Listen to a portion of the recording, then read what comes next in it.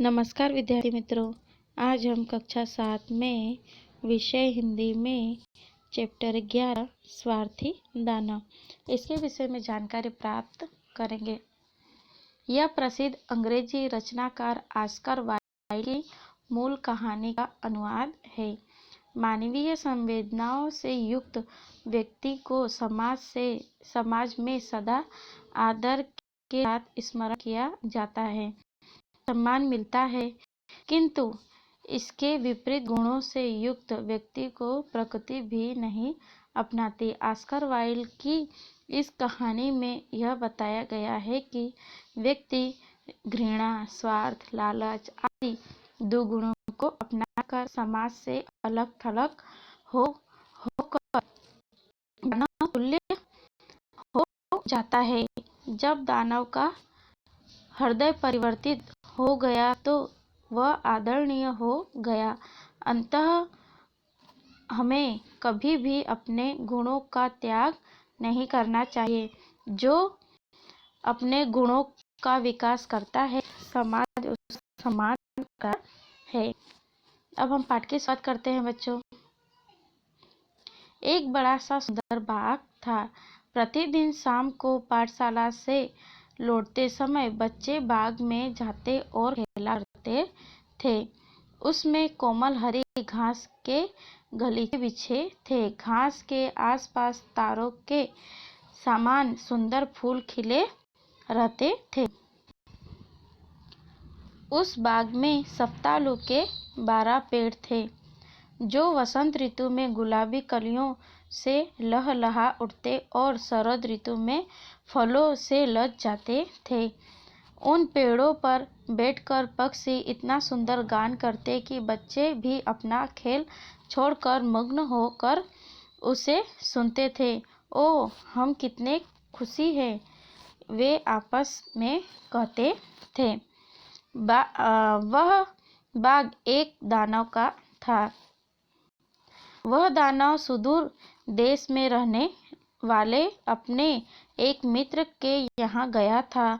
वहाँ पर 7 वर्षों तक रहने के बाद उसने अपने किले में लौट आने का निश्चय किया। तब वह लौटा तो उसने अपने बाग में बच्चों के झुंड को खेलते देखा। तुम लोग यहाँ क्या कर रहे हो? उसने चिल्लाकर कठोर स्वर में कहा। बेचारे बच्चे डर कर भाग गए। दानव ने कहा, यह बाग मेरा है। सबको जान लेना चाहिए कि मेरे बगीचे में मेरे अलावा कोई दूसरा पेड़ भी नहीं रख सकता। उसने बाग के चारों ओर एक बड़ी दीवार बनवा दी और दीवार पर एक सूचना लगवा दी, प्रवेश निषेध। वह एक स्वार्थी दानव था। बेचारे बच्चों के लिए खेल की और जगह नहीं रही। वे सड़क पर ही खेलते, पर सड़क पर धूल थी, नुकीले पत्थर थे। उन्हें वह जगह पसंद नहीं थी। पढ़ाई हो जाने के बाद वे बगीचे की दीवार के चारों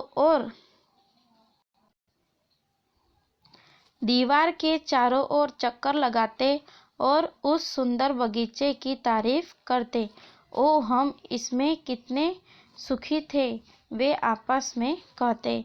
वसंत का आगमन हुआ। सारा देश नन्ही नन्ही कलियों और छोटे छोटे पक्षियों से सुशोभित हो उठा।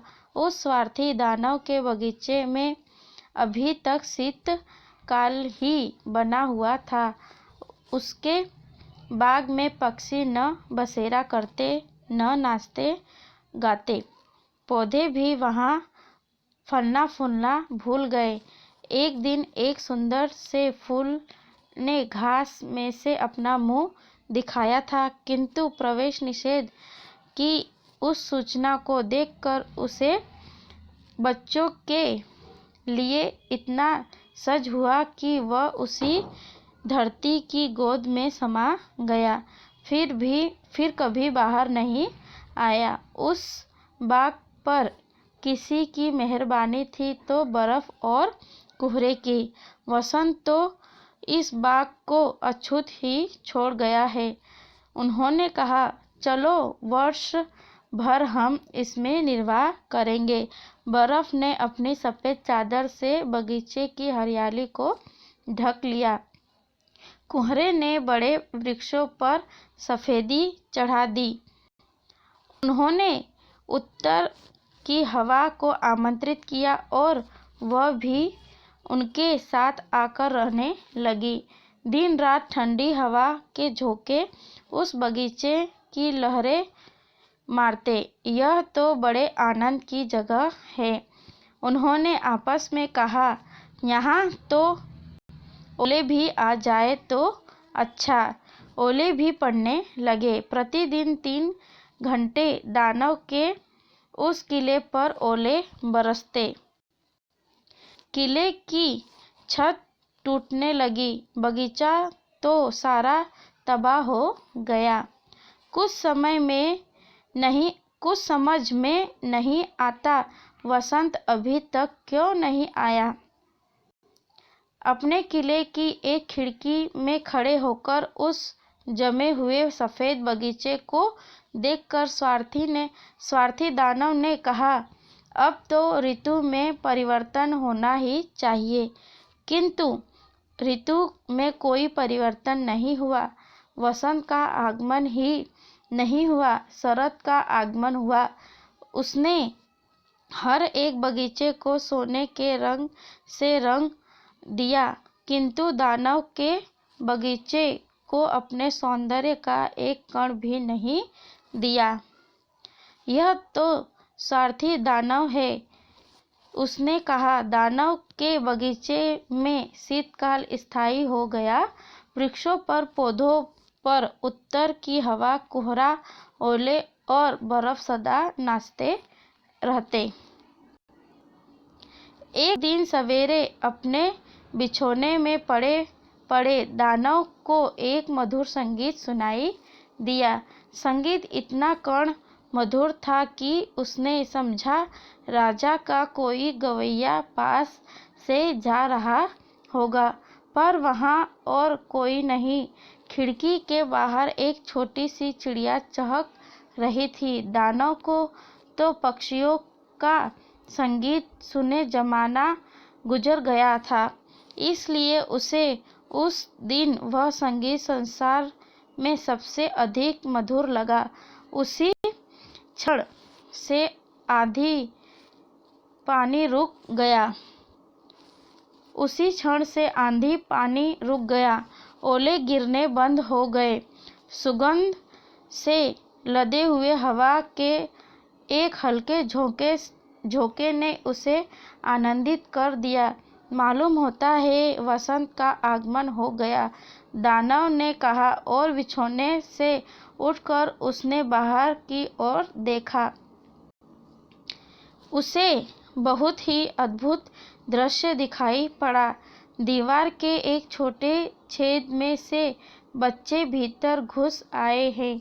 वे पेड़ों की शाखाओं पर बैठे हैं। जो पेड़ उसे दिखाई दिया उसी पर उसने एक बच्चे को बैठा देखा। उन बच्चों को पाकर वे पेड़ इतने आनंदित हुए कि उनका हृदय खिल उठा। कोमल पुष्प राशि से सजाकर पेड़ों ने अपनी शाखाओं को बच्चों पर पसार दिया। पक्षी इधर उधर फुदककर चहचहा रहे थे और फूल हरी भरी घास में से अपने सुंदर चेहरे बाहर निकाल कर हंस रहे थे। यह एक बहुत ही नयनाभिराम दृश्य था। बाग के केवल एक कोने में अभी तक सर्दी थी और वहाँ एक छोटा सा बच्चा खड़ा था। वह इतना छोटा था कि डालियों तक नहीं पहुँच सकता था। बच्चा दुख से डावाडोल हो रहा था और चिल्ला रहा था। उस बेचारे पेड़ पर भी अभी बर्फ जमी हुई थी और उत्तरी हवा उसे झकझोर रही थी। चढ़ जाओ बच्चे, चढ़ जाओ, पेड़ ने कहा और अपनी डालियां उसकी ओर झुका दी। किंतु बच्चा इतना नन्हा था कि उन पेड़ पर नहीं चढ़ सका। यह देखकर दानव का भी हृदय पसीज गया। मैं भी कितना स्वार्थी हूँ, उसने कहा। अब मुझे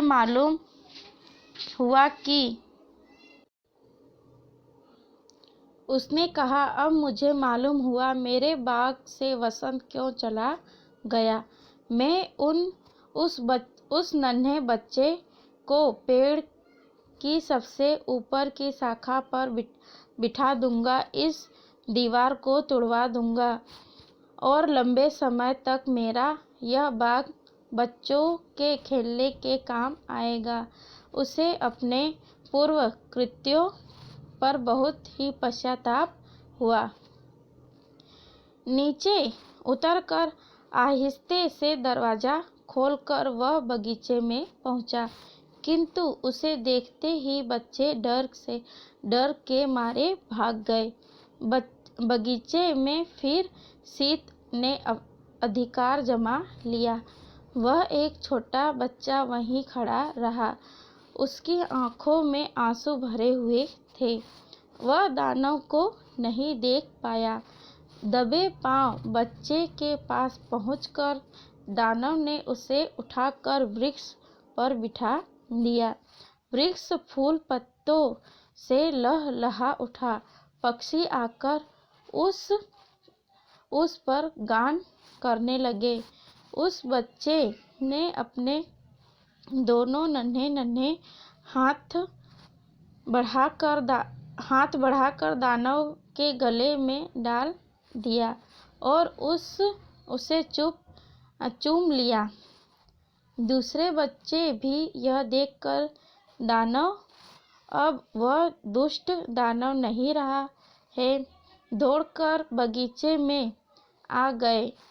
उन बच्चों के साथ ही वसंत लौट आया। बच्चों, अब यह बाग तुम्हारा है, खूब खेलो कूदो। उसने बगीचे की दीवार तुड़वा डाली।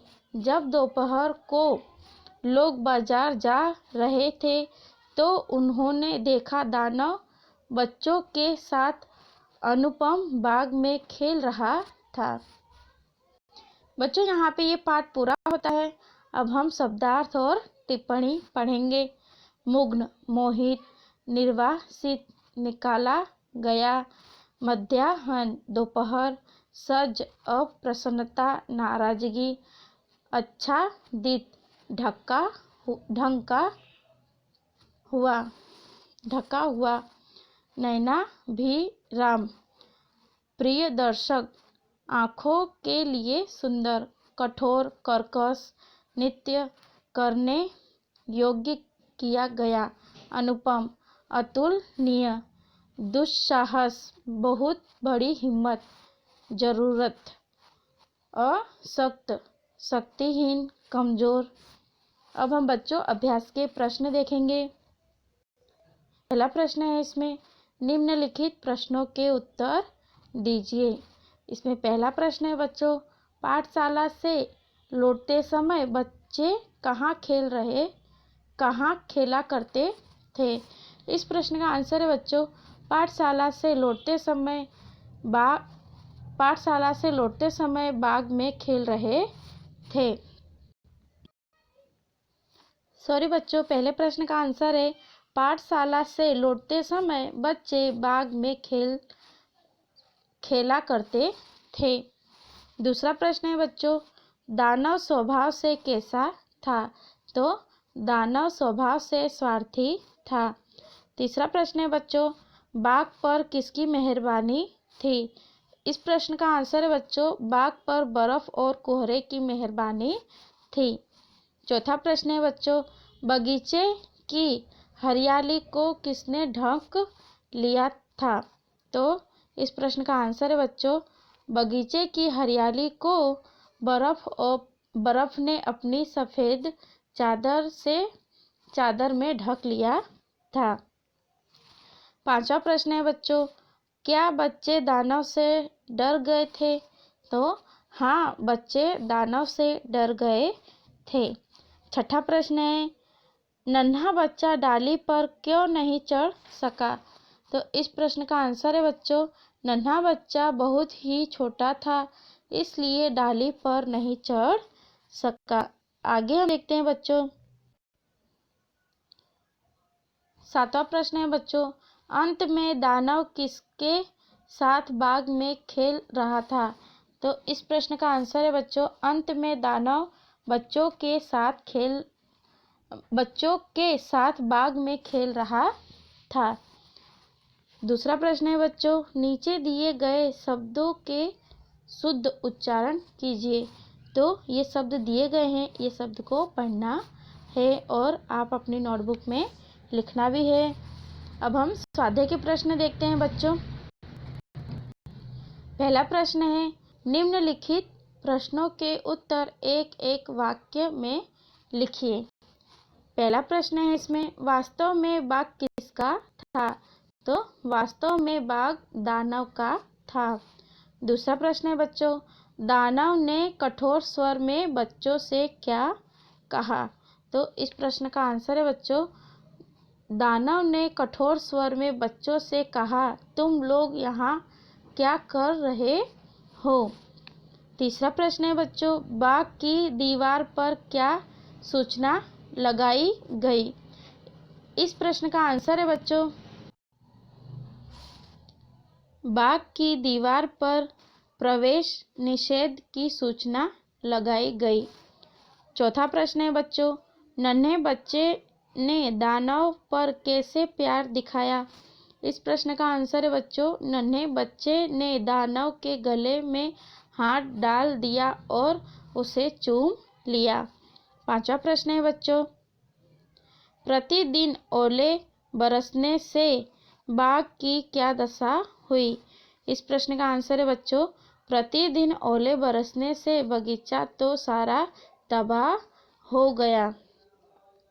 दूसरा प्रश्न है बच्चों, निम्नलिखित प्रश्नों के उत्तर 2-3 वाक्यों में लिखिए। पहला प्रश्न है बच्चों, दानव ने प्रवेश निषेध की सूचना कहाँ लगवाई और क्यों?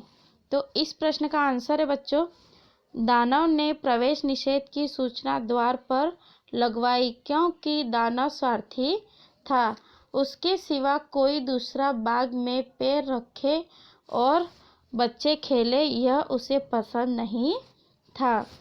दूसरा प्रश्न है बच्चों के खेलने से बाग में क्या परिवर्तन हुआ?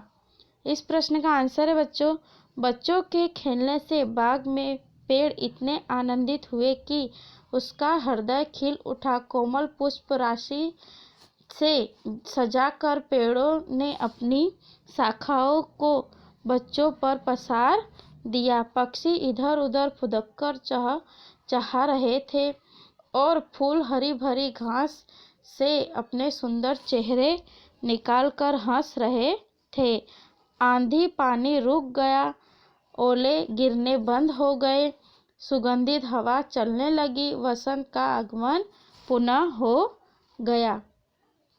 तीसरे प्रश्न है बच्चों, दानव का हृदय परिवर्तन कैसे हुआ? इस प्रश्न का आंसर है बच्चों, दानव ने बच्चों का खेलना बंद कर दिया। जब बाग में उसके सिवा कोई नहीं आएगा, तब बाग में वसंत का आना बंद हो गया। बर्फ और कोहरे ने कब्जा कर लिया। ओले पड़ने से किले की छत टूटने लगी। बगीचा तो सारा तबाह हो गया। शरद का भी आगमन नहीं हुआ। लेकिन एक दिन बच्चे दीवार के छेद में से अंदर घुस आए। पुनः बाग खिल उठा। इस आनंद को देखकर दानव का हृदय परिवर्तित हुआ और उसने कहा, मैं कितना स्वार्थी हूँ, अब मुझे पता चला कि वसंत क्यों नहीं आता है। मैं उन नन्हे बच्चों को पेड़ की सबसे ऊपर की शाखा पर बिठा दूंगा। चौथा प्रश्न है बच्चों, व्यक्ति समाज से अलग थलग कब हो जाता है? इस प्रश्न का आंसर है बच्चों, व्यक्ति घृणा, स्वार्थ, लालच आदि दुगुणों को अपनाकर समाज से अलग थलग हो जाता है, तब दानव के समान हो जाता है। आगे हम देखते हैं बच्चों, तीसरा प्रश्न है, सूचना अनुसार उत्तर दीजिए। यहाँ पे बच्चों पहला प्रश्न है, निम्नलिखित शब्दों के विलोम शब्द लिखिए। तो यहाँ पे पहला शब्द है बच्चों विलोम शब्द। विलोम शब्द का अर्थ अपने को लिखना है। अस्थाई तो अस्थाई, कठोर तो मुलायम, सज तो खुशी, दुर्गंध तो सुगंध, देव तो दानव, और प्रवेश का निकास होगा बच्चों, और सज्जन का दुर्जन होगा। दूसरा प्रश्न है बच्चों, निम्नलिखित शब्दों को एक वचन में लिखिए। यहाँ पे बच्चों शब्दों के एक वचन लिखना है। गलीचो तो गलीचा, बच्चों तो बच्चा, चिड़िया तो चिड़िया, और नदियाँ तो नदी। तीसरा प्रश्न है बच्चों, निम्नलिखित शब्दों को स्त्रीलिंग रूप में बदलिए। यहाँ पे स्त्रीलिंग शब्द में बदलना है बच्चों। नौकर तो नौकरानी, नौकर का नौकरानी होगा बच्चों। मालिक का मालकिन, कवि का कवित्री, और विद्वान का विद्वान का विदुषी, और सम्राट का सम्राटनी। और चौथा प्रश्न है बच्चों, निम्नलिखित शब्दों के समानार्थी शब्द लिखिए। देवता तो देव, बाग का बगीचा, राक्षस का दानव, और वृक्ष का पेड़, पक्षी का शंख। यहाँ पे बच्चों ये प्रश्न पूरा होता है। चौथा प्रश्न है, नीचे दिए गए वाक्यों में सही विधान के सामने सही और गलत विधान के सामने गलत का निशान लगाइए। पहला है बच्चों, प्रतिदिन शाम को पाठशाला से लौटते समय बच्चे बाग में जाते थे, तो सही। और दूसरा है बच्चों, बर्फ ने अपनी सफ़ेद चादर से बगीचे की हरियाली को ढक लिया, तो ये भी सही है बच्चों। आगे हम देखते हैं, तीसरा है बच्चों, दानव को अपने पूर्व कृत्यों पर पश्चाताप नहीं हुआ, तो इसका गलत आएगा बच्चों।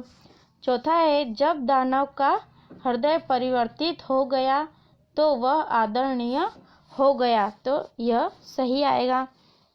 अब हम पांचवा प्रश्न देखते हैं बच्चों, सद्गुणों से युक्त मनुष्य ही आदर का पात्र बनता है, इस विधान को समझाइए। यहाँ पे बच्चों सद्गुणों के व्यक्ति के बारे में बताना है, आप लोग को लिखना है। घर समाज, राष्ट्र और विश्व सद्गुणों का ही स्वागत करता है। जो व्यक्ति सद्गुणों से युक्त होते हैं वे समाज को अच्छे रास्ते पर ले जाने वाले पथ दर्शक बन जाते हैं। वे समाज में वंदनीय और सम्मान के पात्र बन जाते हैं। जब कोई व्यक्ति मधुर बोलता है तो समाज में लोकप्रिय बनता है, स्वागत होता है। कड़वा बोलने वाले के पास न कोई जाता है और न कोई पास बिठाता है। इसलिए प्रत्येक व्यक्ति अपने गुणों से आदर का पात्र बनता है। यहाँ पे बच्चों ये पाठ पूरा होता है और इस पाठ के अभ्यास और स्वाध्याय आप लोग को अपनी नोटबुक में लिखना है और ये पाठ पढ़ना भी है।